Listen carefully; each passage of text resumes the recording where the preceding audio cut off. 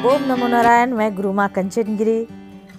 Astro relax life में आपका स्वागत है। कामना करती हूँ कि आप लोग बहुत खुश रहें, मस्त रहें और घर परिवार का ध्यान रखें। बड़े बुजुर्ग की सेवा करते रहिए। बोलते हैं कर्म प्रधानम, हर कर्म हमारे जीवन के साथ जुड़ता है। और सावन मास चल रहा है, इसी पे हम रेगुलर चर्चा कर रहे हैं। और आज चर्चा करेंगे, क्या संगति से भी हमारे घर में दरिद्रता आती है? क्या हमारे आसपास के जो लोग नेगेटिव हैं उससे भी हमारे घर में लक्ष्मी की कमी होती है या शत्रुता बढ़ती है? जी हाँ, बिल्कुल मैं सही कह रही हूँ आपको। आप देखते होंगे कि आपके पास, आपके दोस्त, आपके सर्कल में कुछ लोग ऐसे होते हैं कि दूसरे की मजाक उड़ाते हैं, दूसरों की निंदा करते हैं। ये सबसे बड़ा बोलते हैं ना, आपके जीवन में दुर्भाग्य की बात होती है। ये कर्मों में जुड़ता है। आपने जितना भक्ति की, पूजा किया, पाठ किया, अलग जब हम किसी की निंदा सुन लेते हैं, किसी का माहौल उड़ाते हैं, हंसी उड़ाते हैं, तो आपका किया हुआ पूजा पाठ, अच्छे कर्म सब व्यर्थ चला जाता है। ऐसे लोगों से थोड़ा दूर रहिए। अगर इर्द गिर्द में ऐसे लोग हैं तो उनसे आप हाथ जोड़िए कि आप मेरे पास जो बैठते हैं, आप किसी की प्लीज़ निंदा ना करें, क्योंकि आपके घर में अंधेरा छा जाएगा, आपके घर में दरिद्रता आ जाएगी। ये बड़ा महत्व होता है। अगर पॉजिटिव लोग आपके पास बैठ रहे हैं, पॉजिटिव बात कर रहे हैं, वहाँ कभी धन की कमी नहीं होगी। जहाँ नेगेटिव लोग बैठेंगे वहीं ही संकट चालू हो जाता है।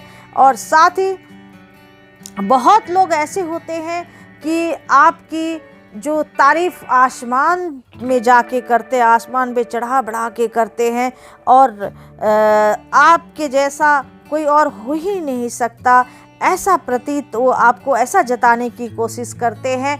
ऐसे लोग बहुत खतरनाक होते हैं।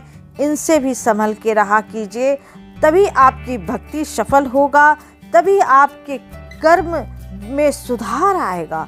क्योंकि जो डेली हम श्रावण मास में पूजा कर रहे हैं, सोमवार का व्रत रखा हुआ है, 10 लोगों में बैठे हैं, जहाँ ईश्वर की चर्चा होती है वहीं परमात्मा होता है, जहाँ दुष्टों का चर्चा होता है वहाँ से ईश्वर विदा हो जाते हैं। तो इसीलिए जहाँ ईश्वर की चर्चा हो, जहाँ पॉजिटिव बात हो, वहाँ आप रुकें, अन्यथा वहाँ से निकल जाए।